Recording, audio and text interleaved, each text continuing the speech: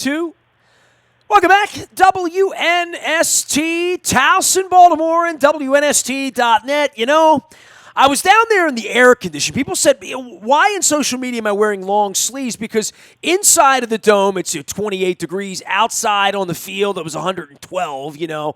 And I couldn't help but think of the smile that must have been on the face of Dennis Koulatsos as I was following him out on social media on Sunday afternoon and saying, you know, you were the first guy. I think the draft had been 11:35, 11:38 p.m. that night. I think you ordered your jersey right around 11:41 p.m. that night, wearing the number 8. And, there's Eric DeCosta and then there's you who bought in on Lamar Jackson first, Dennis. That's the truth. Well, his college tape was phenomenal. It was outstanding. I didn't see a running quarterback. I saw a quarterback that could run. I saw a live arm. I saw emotional intelligence there, and the EQ was through the roof. I saw leadership. I saw all the qualities that we have seen all along. And to me, it's amazing that people miss the fact that here's a rookie quarterback that took over a 4-5 team last year and willed them into the playoffs. And you know what? He had to run the ball. He used what was best for him and the team at the time, and now with the benefit of a full preseason, working with the ones, getting an offense tailored to his strengths, not Joe Flacco's is.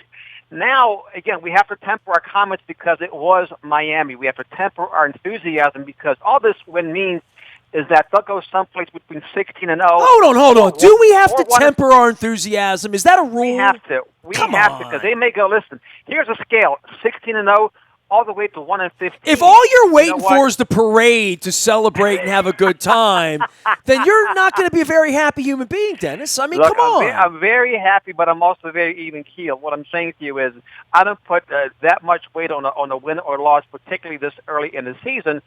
That's not saying that we didn't see a lot of things there to like because there were a ton of things there to like about Lamar Jackson, the way he looked, and just the Ravens' offense and defense overall. I loved how blue the ocean was there, how white the beach was, how beautiful my wife looked, and the sun and the tan, and we had great beer, we had great food, we had great friends. There was an empty stadium, there wasn't a whole lot of traffic. They even gave us a ride on a shuttle over to the media entrance.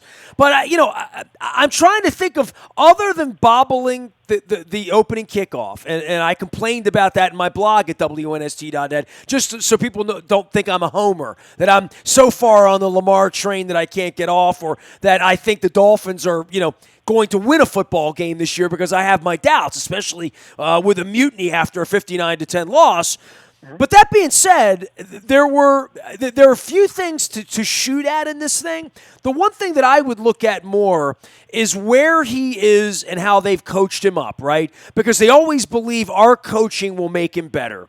And then there's Eric DeCosta and Ozzie Newsome who concocted this thing in the middle of the night a year and a half ago to take him with the last pick, to get an extra year on his contract, to give him a year to ramp this up, to probably know there was going to be hell to pay and a lot of uncomfortableness with Joe Flacco, and there was. I don't think they would have seen a playoff game with him and an 8-game run, as you pointed out last year. But I think that they targeted where will we be on opening day next year if we trade away our pick and draft this kid from Louisville that nobody else wanted, that's going to completely make us become a different football team. Like literally, when you trade away a 1 last year for him, and we went through it, Dennis, I think you were the second one beyond Luke I went through the next morning after he was drafted and what it meant for the franchise. But all of that, the playoff game, all the excitement last year, anything good or bad that happened, Flacco, the trade, where they are, it kind of was all designed to say, how do we become a better football team in 19, 20, and 21? How do we get rid of this $30 million, 30-something quarterback that, that's not the future anymore? Really, really difficult decisions to make amidst a time where John Harbaugh might not have been here to see it through, right? Terrell Suggs, they knew he wasn't going to be here.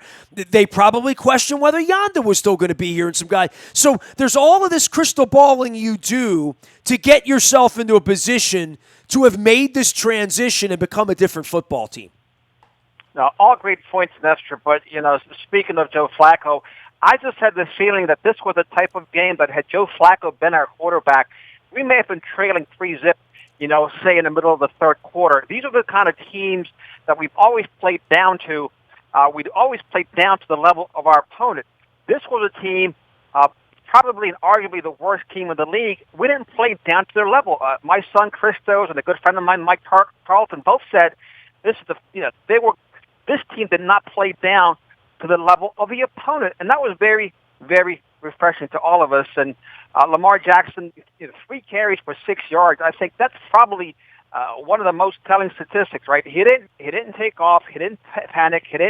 He trusted his arm. He trusted his receivers. He trusted his offensive line, and in full display. Now all of a sudden, people around the league are paying attention and taking notice, and I hope he uses this game as a springboard to continue what we have seen from him thus far.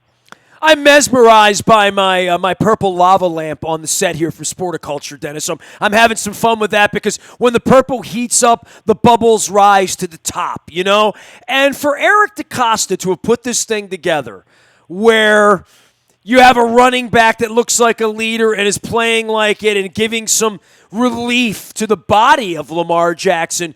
I'm assuming his body feels differently this week than some of those Monday mornings after he took 21, 24 hits in a football game running into linebackers. That has been my fear. And when he can be deadly accurate, when he can play street ball, Kurt Warner ball, inside of 18 yards, right, inside the box, and create mismatches, read them, see them, fire on them, and throw the ball accurately, this can become a very, very dangerous thing, Dennis. It could. The slant to Hollywood Brown, the beautiful touch when he had all day to throw, and give credit to the offensive line once again. Give the big ugly some props. He planted his feet. He threw a beautiful bomb to Hollywood Brown. The pass to the back of the end zone, he's running backwards, throws off his back foot. I'm thinking this could be a pick, and there's Miles Boykin bringing it down. I mean, there's just so much to like about this young man. And Hollywood Brown, again, another person I got ridiculed for saying, hey, this was a great pick. This was on my draft board, he was the best wide receiver in the draft. And so far, so good. For him to come up with 2 touchdowns on 140-some yards in reception, it's just a great, great beginning. And think about who our number 1, number 2 receivers were a year ago versus to what this team has now. The tight ends, the running backs, as you mentioned, lots of things to be excited about as a Baltimore Ravens fan. Today. Dennis Koulatsos joining us here from Coons Ford Security Boulevard. Make sure you're signed up on our WNST Tech service. You get the breaking news as it happens. And, of course, Dennis will be here on Thursday from 3 until 5, driving you home. It's the SSV on WNST. And, of course, on Sundays before the game, we're going to have all week to talk about all the good things that happen. You mentioned Hollywood Brown. You talk about Lamar and all these pieces coming together. But part of this was, hey, who's going to play left guard, right? And are we going to play a clean game? And when you get up by 3 or 4 touchdowns, does the ball go over your head? Do you fall asleep? And I mentioned that on Twitter, and I saw you jump on it too. When it's 35-3, Wink Martindale could not have paid a better quarterback to come and run scout with live bullets in the second and third quarter than Ryan Fitzpatrick. And he challenged them. He beat them. He tested them, kept them on their toes on a 95-degree day. I thought that was an even better part of this because it's not preseason anymore. We're not going to rest the starters, and you want to go out there and close it down, and you want to finish it and show that you can play because it is different than playing scrimmage and 7-on-7 with Nick Foles on the backfield. Yeah, there's no doubt about that. The long pass that Devontae Parker came down with, Fitzpatrick threw it into double coverage. Marlon Humphrey and Anthony Edwards that were both right there. That was a backfield duo, the starting backfield duo in the 2016 Alabama's national championship team. For those 2 guys to mistime that ball should have been picked off. So Wink does have some things to go back to try to correct. And, of course, we have to talk about Jimmy Smith, his knee. That was a huge loss for the Ravens, and hopefully the MRI will come back, and he'll be back in a short period of time. And John Harbaugh is not going to be out for the year. And then Earl Thomas, coming up with a pick very early on, showing what a difference maker he can be. The defensive speed, Nestor, I was really impressed with how, all these guys just flew to the ball, and whether it's Matthew Judon or Pernell McPhee, smacking down running backs and Ryan Fitzpatrick all over the place. It was a very, very good defensive performance, not to take anything away from what the offense did. Dennis Koulatsos joining us here and talking all things football, as he will on Thursday from 3 until 5. You mentioned having all these weapons, and they all look like, we want to take the car out for a drive. And then you have to call the plays one at a time, right? And then there's Greg Roman in the middle of all of this, and even getting RG3 to, go run around with the first team and play some football on Sunday as well. This really is a testament to Roman, as well as where Lamar is in reading defenses and where they're going to be in defensing Hollywood Brown when he gets fully healthy, and what that's going to mean to have that kind of thing that can take the top off of this thing. There really are weapons everywhere, but this is really about Greg Roman for me. Yeah, that's a great point. Greg Roman, look, he did a great job against the Ravens in the Super Bowl back in 2012, and that team, as they staged a furious second half comeback. You were there, I was there, so you know what a Greg Roman offense looks like, and this is what people miss. You can know what's coming. That's one element of it, but then you've got to be able to stop it, right? Ray Lewis said, no matter how you line up, no matter how you scheme it up, it's still football. It's still about beating the man in front of you. And this Ravens team, I feel so good for them. I feel so good for Coach Harbaugh. I mean, I always said that he deserved the right to coach a team with a quarterback that didn't have Joe Flacco as a starter. I'm not taking shots at Joe by no means, but I think Lamar Jackson fits John Harbaugh's personality a lot better than Joe ever did. I mean, you got a guy who's fiery, he's a leader, and he's very mature. He's mature beyond his years. And you know what? There's a lot to like for this season. I hope the fans come out and support this team against the Cardinals. They should be loud and proud wearing purple and get behind this young and energetic team and support them to the max like we did many years ago. Dennis, for you, how about the rest of the league? Our game was not in question very long. And then there was the Super Bowl hopes of the Cleveland Browns. And then into the evening on Sunday, I got to the airport, rushed over there, had a whole airplane full of Ravens fans hooting and hollering about the Steelers and the Patriots. Felt like everybody on the plane was rooting for the Steelers. It was weird, man. It was really, really weird when it was 30-3. I mean, I fell asleep. It was 7-0. I woke up. We were 10-0. I woke up. It was 30-3. I fell asleep on the game on the plane, Den. No, we had my grandson's baptism, and the priest happens to be a Steelers fan. So the last thing I said to Poor guy. was Father, I said, go Patriots. Okay, so I don't know how, as a Ravens fan, you would root for the Steelers under any circumstance. Yes, we get what the Patriots do. Was there some collusion, some dirty pool, and Antonio Brown? Oh my God, man! I mean, where is a fair commissioner here? Well, there isn't. But you know what? I'm glad you said the name commissioner, because Robert Kraft has been called a shadow commissioner by many people. Right? He is a de facto commissioner. He's the one that pulls the strings around the league. He gets away with murder. We've seen it time and time again. This is a case of the rich getting richer. You know what? But you know what? I'm looking forward to the Patriots coming down to M&T Stadium and matching up against our Ravens. I like our chances, but they looked good the other night when they beat the Steelers. And the Steelers, I was surprised. I thought their offensive lines and defensive lines were better than that. And circling back to the Browns, I've said it all preseason that Cleveland does not have an offensive line. They were exposed. Tennessee punched them in the mouth. That midget quarterback of theirs, that loudmouth Mayfield, threw 3 picks in the fourth quarter. So they were the preseason champs. But you know what? Now that it's for real, they got punched right in the mouth by a very tough Tennessee squad and dropping 43-13. Not a good look for them either.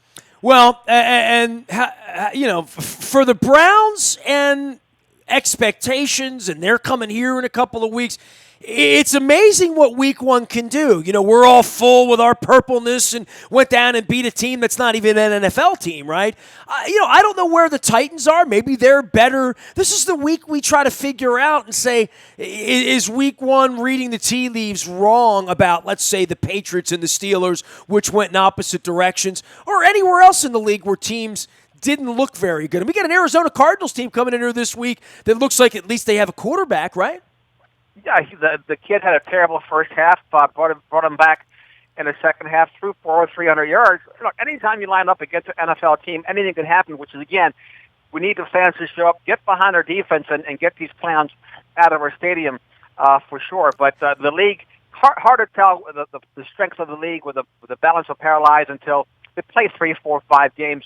And then, of course, we have many compelling matchups coming up. But the Ravens are off to a great start, and that's a huge story in Baltimore right now. That's the main thing. Cincinnati came closer to being 1-0 than Cleveland or Pittsburgh did. So for at least 1 week, I'll take that. We got to get to Kansas City next week. We got business to attend to all week long here. The Arizona Cardinals coming in. And you're selling cars at Coons Ford, right, Dan? We are selling cars. We're in a purple Friday to back here at Coons Ford. Everybody wears a purple jersey. A lot of Lamar Jackson jerseys out there. I saw a Miles Boykin jersey as well. Hollywood Brown. We're representing everybody. Earl Thomas at number 29 is rocking out of here too. And the only thing hotter than the Ravens are the deals at Coons Baltimore Ford. Still 0% for 72 months, almost across the board. I've got 500 trucks coming in, Nestor, just F-150s and 250s and 350s. They got to go by year end, so this is a great time for folks to come out. We'll take great care of them. Beautiful weather, beautiful football, and Dennis will be here on Thursday from 3 until 5. It is the SSV on WNST, also heard on Sundays as the Sunday Sports Voice. You can find me on Facebook and Twitter and LinkedIn and Snapchat and anywhere the internet travels all week long. We're doing Baltimore Positive. We're back in Catonsville on Thursday at Jennings Cafe with Sarah Heminger of Thread. We're talking about making the world a better place there and all that she's done for kids in our community. Friday, Ben Jealous joins us at State Fair for breakfast in Catonsville for Baltimore Positive. Next week, back downtown, Fadley's Lexington Market on Thursday with City Council President Brandon Scott, who I saw his basketball moves a couple of weeks ago up near Lake Clifton. So we'll be talking to Brandon Scott, talking to all sorts of political leaders as well. Ron Shapiro this week, Dick Cass this week, and we had an amazing conversation with Reverend Al Hathaway, the good doctor. Joined us last week over at Jennings Cafe. You'll find that at Baltimore Positive all week long. Morning newspaper is now shipping. And, of course, you get on our WNST tech service. You get that. The breaking news, free of charge, first. It's all brought to you by Coons Ford of Security Boulevard. I am Nestor. We are WNST.net, AM 1570 and WNST Towson, Baltimore. And we never stop talking Baltimore sports.